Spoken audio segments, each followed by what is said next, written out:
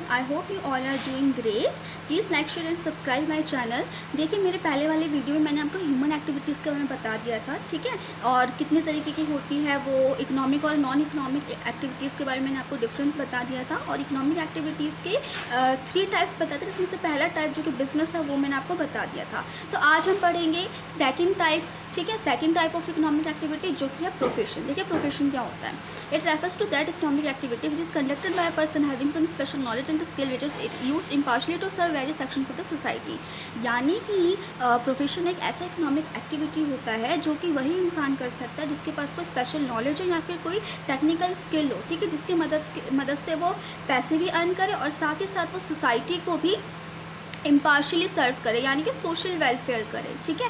जैसे कि एक डॉक्टर है, वो अपना जो प्रोफेशन कर रहा है, ठीक है, तो वो जो काम कर रहा है वो क्या कर रहा है, वो पेशेंट का इलाज कर रहा है, ठीक है, उसको इलाज करने के बदले उसको पैसे मिल रहे हैं, लेकिन साथ ही साथ पेशेंट्स को जो वो इलाज कर रहा है, ठीक है, वो उनको सर्विस भी तो दे रहा है ना, सोशल वेलफेयर भी कर रहा है। तो प्रोफेशन इस तरीके का काम होता है, ठीक है। काफ़ी और प्रोफेशंस जो भी प्रोफेशनल्स होते हैं उनका काफ़ी ज़्यादा रिस्पेक्ट भी किया जाता है, बहुत ही रिस्पेक्टेड काम है ये, ठीक है। अब हम देख लेते हैं प्रोफेशन के कैरेक्टरिस्टिक्स क्या है।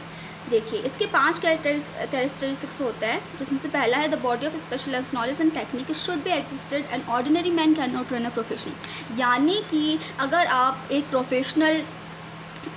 प्रोफेशन कैरी करना चाहते हो तो एक प्रोफेशनल के लिए ज़रूरी है कि वो कुछ स्पेशलाइज्ड नॉलेज या फिर जो टेक्निकल स्किल्स है वो पहले उसे गेन करे, ठीक है।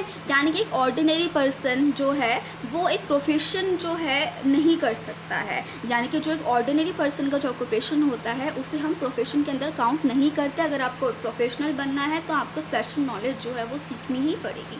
उसके बाद हम आ जाते हैं formalised methods of acquiring training and experience. यानी कि अगर आप मतलब किसी भी प्रोफेशन के लिए ज़रूरी है कि वो कुछ ट्रेनिंग या एक्सपीरियंस वगैरह जो है वो एक फॉर्मलाइज्ड मेथड के थ्रू जो है गेन करे। यानी कि आपको पर्टिकुलर इंस्टीट्यूशन वगैरह जाना पड़ता है। जैसे कि अगर आपको इंजीनियरिंग करना है तो उसके लिए आईआईटी है, आपको वहाँ पे मतलब आप वहाँ से अगर पढ़ाई वगैरह करते हो, ठीक है, उसके बाद आप जो है अपना जो भी अपना मतलब प्रोफेशन है उसको आप कैरी कर सकते हो, ठीक है। अब आप सोचोगे कि हाँ, मैं इंजीनियरिंग की पढ़ाई जो है घर बैठे बैठे कर लूँगा ऐसे ही बिना उसके, तो ये चीज़ इम्पॉसिबल है, ठीक है। अगर आपको प्रोफेशनल बनना है तो उसके लिए आपको एक स्पेशलाइज्ड एक मतलब जगह जाकर आपको कुछ स्किल वगैरह सीखनी होंगी जहाँ की कोई वैल्यू हो, ठीक है। उसके बाद है the establishment of representative organization with professionalism as its goal.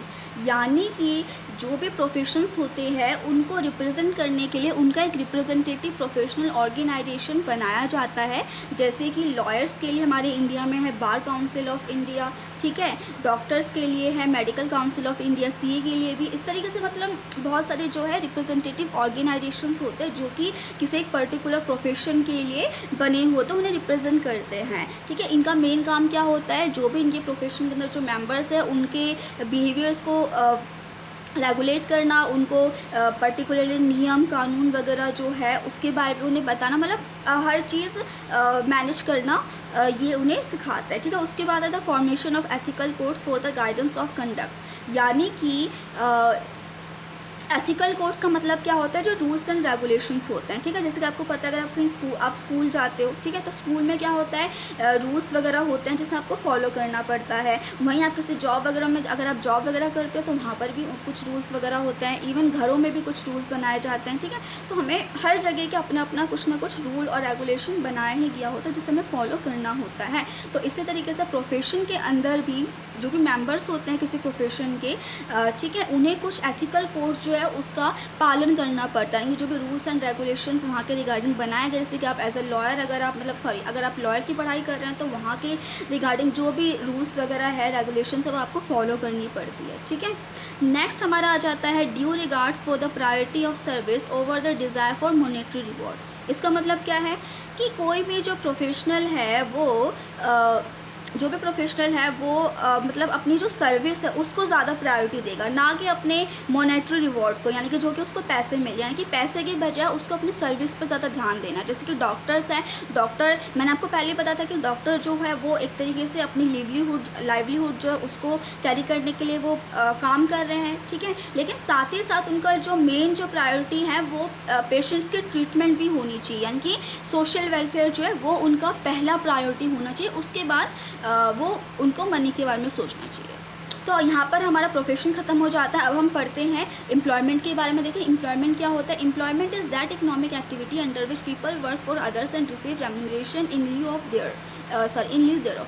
यानी कि एम्प्लॉयमेंट एक ऐसा इकोनॉमिक एक्टिविटी होता है जिसके अंदर कोई भी पर्सन जो है वो दूसरे के लिए काम करता है और उसके बदले उसको कुछ रेम्यूनरेशन यानी कुछ पे मिल जाता है, जैसे कि मैनेजर्स, लेबरर्स, क्लर्क्स, ठीक है। तो ये सब दूसरों के लिए काम करते हैं। अब देखिए कैरेक्टरिस्टिक्स क्या है एम्प्लॉयमेंट के। सबसे पहला कैरेक्टरिस्टिक्स है सर्विस टू अदर्स, यानी कि दूसरों को सर्विस देना। जो सबसे पहला इंपॉर्टेंट फीचर होता है एम्प्लॉयमेंट का वो यही है कि आपको दूसरों को सर्विस देना, दूसरों के लिए काम करना है, ठीक है। सेकंड आ जाते हैं पर्सनल सर्विस पे। पर्सनल सर्विस यानी कि एक एम्प्लॉय जो है उसे अपना खुद का सर्विस देना पड़ता है, उसे खुद से काम करना पड़ता है, वो अपनी जगह किसी और को काम पे नहीं रख सकता है, ठीक है। उसे पर्सनल सर्विस देनी पड़ती है। नेक्स्ट है एग्रीमेंट। देखिए एम्प्लॉयमेंट जो है वो एक स्पेशल कॉन्ट्रैक्ट या एग्रीमेंट के अंडर जो है उसे ऑब्टेन किया जाता है। इसीलिए जो भी एग्रीमेंट वगैरह होता है उसमें उसके कुछ बेसिस वगैरह दे दिए जाते हैं, जैसे कि बेसिस ऑफ एम्प्लॉयमेंट, यानी कि एम्प्लॉयमेंट किस तरीके से होगा, यानी कि आप परमानेंट बेस पे काम कर रहे हो या फिर कैजुअल बेस में या फिर टेम्प्रेरी आप वर्क कर रहे हो। उसी तरीके से रेम्यूनरेशन के बेसिस लिखे गए होते हैं कि किस तरीके से आपको सैलरी मिलेगी, आपको कमीशन मिलेगा या फिर आपको फीस वगैरह मिल जाएगा, ठीक है। तो ये इसके अंदर लिखा हुआ होता है। उसके बाद आ जाते हैं हम क्या है 4th पॉइंट सर्वेंट। सर्वेंट मतलब कि एक एम्प्लॉय जो है वो अपने मास्टर का सर्वेंट होता है। सर्वेंट आप समझते हैं जिसे हम मतलब नौकर कहते हैं, ठीक है। यानी कि जो भी आपका मास्टर आपसे कहता है आपको उसके सारे ऑर्डर्स फॉलो करने पड़ते हैं। उसके बाद है नो नीड ऑफ कैपिटल, यानी कि एम्प्लॉयमेंट के अंदर आपको किसी भी कैपिटल को इन्वेस्ट करने की ज़रूरत नहीं है। आप डायरेक्ट कहीं जाएंगे और आपको काम पे रख लिया जाएगा, आपको सिर्फ काम करना है, आपको उसके बदले पैसे मिलेंगे, ना आपको आपके लिए कोई प्रॉफिट है ना लॉस है, ठीक है। तो इसी तरीके से मतलब आपको कोई कैपिटल जो है उसको इन्वेस्ट करने की ज़रूरत नहीं पड़ती, जैसे कि आपको बिज़नेस में करने की ज़रूरत पड़ती है। इसके बाद है नो रिस्क, यानी कि एम्प्लॉयमेंट के अंदर आपको पता है कोई रिस्क नहीं होता है। अगर आप मतलब आप जो भी काम करो अपने मास्टर के लिए करो तो जो भी रिस्क है प्रॉफिट एंड लॉस का वो उसका है, ना कि आपका। आप फ्री होकर वर्क कर सकते हो। इसके बाद है नेचर ऑफ एम्प्लॉयर।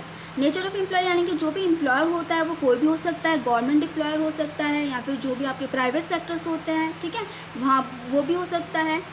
तो ठीक है, अब आपका एम्प्लॉयमेंट जो है वो ख़त्म हो गया। अब जो मेरा नेक्स्ट वीडियो आएगा उसमें मैं आपको बिज़नेस, प्रोफेशन और एम्प्लॉयमेंट तीनों के बीच में अच्छे से डिफ्रेंशिएट करके बताऊंगी, ठीक है। तो अब बाकी आपको अगर मेरा वीडियो अच्छा लगा हो तो प्लीज़ मुझे कमेंट करके ज़रूर अपना फीडबैक शेयर करिएगा। बाकी मुझे ध्यान से सुनने के लिए थैंक यू वेरी मच।